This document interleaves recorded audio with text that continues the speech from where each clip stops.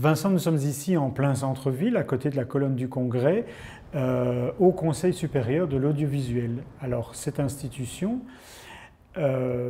était précédemment localisée sur un plateau qui appartenait à la Fédération Wallonie-Bruxelles, qui possédait également ce bâtiment, et ils leur ont proposé de venir déménager ici, mais entre un plateau et un bâtiment qui fait, je ne sais pas combien d'étages, 5 niveaux différents, ce n'est pas la même relation.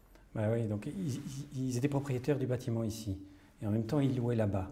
Les caractéristiques du bureau là-bas les arrangeaient très bien. Sur un plateau horizontal, pour une équipe, c'est très très confortable. Ici, on a dû les forcer quelque part à venir ici, dans ce lieu qui ne convenait pas vraiment au mode de fonctionnement du Conseil supérieur de l'audiovisuel. Et alors, en transformant le bâtiment, en le réaménageant, on a veillé à ouvrir toute une série de petits percements horizontaux dans les planchers ou verticaux dans les murs en créant des baies intérieures, des parois vitrées, etc. pour recréer cette qualité qui était présente dans un lieu de travail horizontal, dans un grand plateau, pour qu'ils puissent facilement échanger. Une information peut facilement circuler dans l'équipe, etc. La deuxième difficulté dans ce bâtiment, c'est un peu la lumière, je pense, parce que ce bâtiment est extrêmement dense, dans un paysage construit, bâti autour, très dense également. Et donc, c'est là que l'on apporte le patio, comme on voit ici. Le bâtiment, aujourd'hui, il est vraiment très très épais, et donc la lumière a du mal à arriver au centre. On parle des 3 pièces en enfilade bruxelloise qui posent problème. Ici, on a 1, 2, 3, 4, 5, et même 5 tranches et demie. Donc pour parvenir à avoir quelque chose d'agréable, il y avait déjà un patio existant, mais qu'on décide d'agrandir.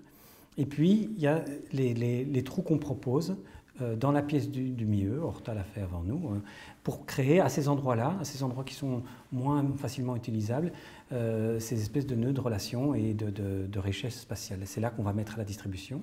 Et puis on va mettre les bureaux aux extrémités pour pouvoir avoir chaque fois quelque chose qui est bien éclairé, agréable pour les usagers. Et puis, on le voit derrière nous, la fenestration est quand même extrêmement généreuse dans vos interventions, justement. Oui, ce sont de très très grandes fenêtres, et ça apporte évidemment pas mal de plaisir, parce que tout à coup on est projeté à l'extérieur, on est à l'intérieur, mais on est quasi à l'extérieur, tellement c'est grand. Oui.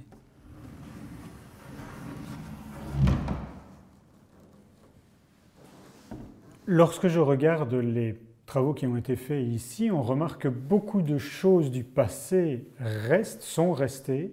Est-ce que c'est un point d'attention que vous avez dans votre bureau chez LPP de préserver au maximum l'existant? On essaie toujours de préserver au maximum ce qui existe. On pense que c'est l'histoire, que ça laisse une trace et que ça permet d'avoir plus de profondeur dans le projet.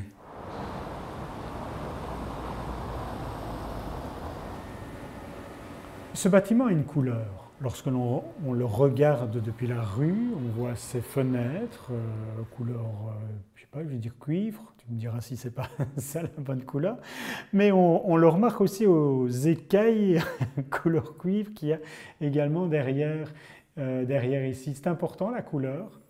Oui, donc bien sûr, parce que ça apporte clairement une couche en plus dans la perception de l'espace et des bâtiments. Alors on va parler d'abord du jeu des fenêtres en façade, la profondeur, c'est là que se joue en fait cette couleur. Donc c'est une façade plutôt art déco qu'on a essayé de conserver, mais bon, les exigences thermiques du bâtiment ici étaient telles qu'on a dû... C'est un bâtiment qui est très isolé, et donc on a joué avec la profondeur des châssis. Au rez-de-chaussée, ils sont dans le mur extérieur de la façade, et puis aux étages, ils sont en profondeur. Et là, c'était un lieu d'expression pour nous. On a habillé ça avec ces tôles en cuivre, couleur or, pour pouvoir rendre ces détails très qualitatifs et en termes d'image et en termes de qualité perçue de la construction. On va retrouver la même couleur à l'intérieur. Dans le patio, où on a réutilisé aussi des écailles en cuivre pour ses pouvoirs réfléchissants. Parce que le soleil pénétrant dans ce patio, on peut avoir à certains moments de la journée, quand il fait beau, des beaux reflets en diagonale qui créent des jeux graphiques sur les murs. Dernier élément pour moi extrêmement important dans ce projet-ci, c'est le travail d'un artiste.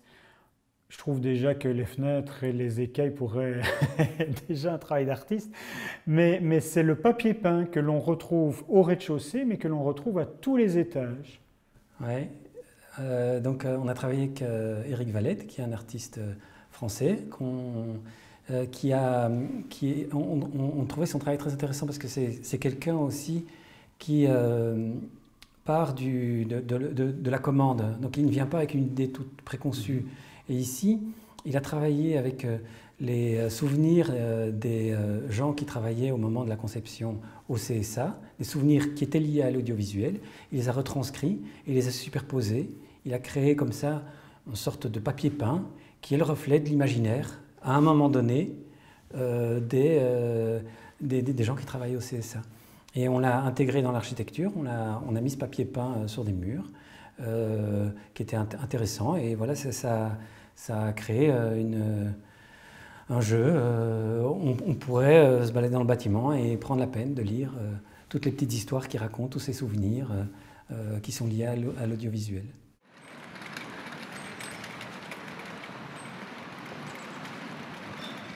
On visitait des maisons, on n'a failli pas la visiter parce que la façade était vraiment un espèce de truc néo-baroque tout sale. On a craqué sur le jardin, en fait au fond du jardin il y a un érable assez majestueux.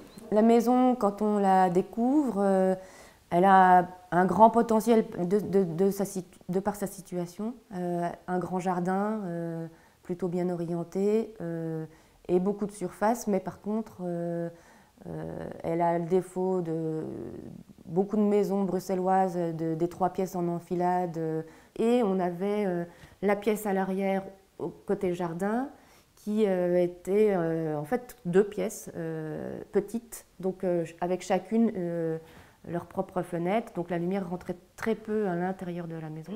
Je regardais, j'étais là tout à l'heure. Ici, on a donc enlevé les faux plafonds, récupéré la hauteur maximale dans les pièces et créé une grande baie vitrée vers le jardin qui, par sa hauteur et par sa largeur, va chercher la lumière le plus loin possible. C'est une maison qui se prêtait à faire un projet contemporain, même si elle datait du début du XXe siècle, parce qu'il n'y avait plus de cheminée, il n'y avait plus rien en fait. On ne cherche pas à faire un projet qui est historiciste, qui respecte des moulures, puisque de toute façon il n'y avait plus grand chose à conserver de cette maison, et en même temps, en déballant la maison de tous ses oripeaux, de faux plafonds, etc., on a essayé de montrer ce qu'on a trouvé, les traces des différentes couches de peinture, les quelques moulures qui restent. Et donc c'est un projet qui est à la fois très contemporain, mais en même temps qui respecte à la fois une typologie et quand même certains éléments décoratifs et architecturaux en place. Ce qu'on voulait, c'était d'abord avoir une certaine liberté et de pouvoir travailler avec des espaces ouverts, mais qui n'étaient pas vraiment ouverts, etc., sur des jeux de niveau, dans un volume en fait qui nous laissait plus de liberté que dans une maison traditionnelle en enfilade, etc. L'idée, c'était aussi de mettre en place des collaborations qu'il y ait une circulation comme ça des idées, des compétences, des échanges. Pour nous, c'était important et ça faisait vraiment partie du projet. C'est très rare en général que sur un projet de cette échelle-là, on travaille finalement à plusieurs. Nous, souvent, on s'occupe de tout, mais c'était une donnée dès le départ et c'était assez enrichissant en fait.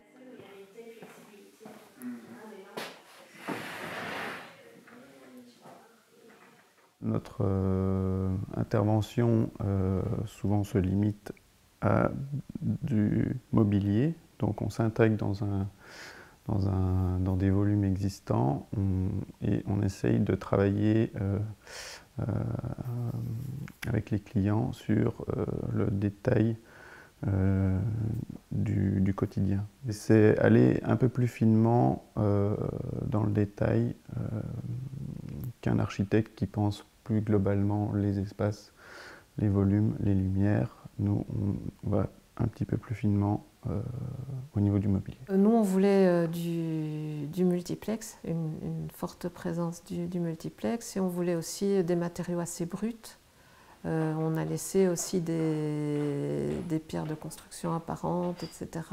En fait, on voulait que la strate que nous, on apportait avec cette rénovation, elle soit aussi visible.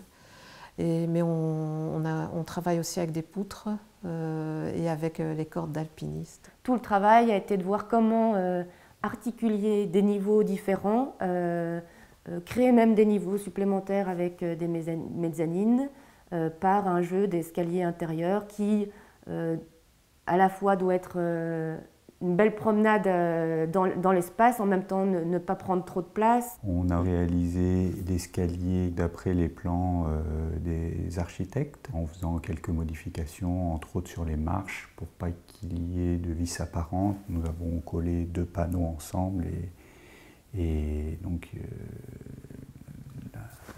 l'objet devient pur un peu. Moi, j'aime beaucoup le résultat. Je trouve ça vraiment très, très vivant, très riche.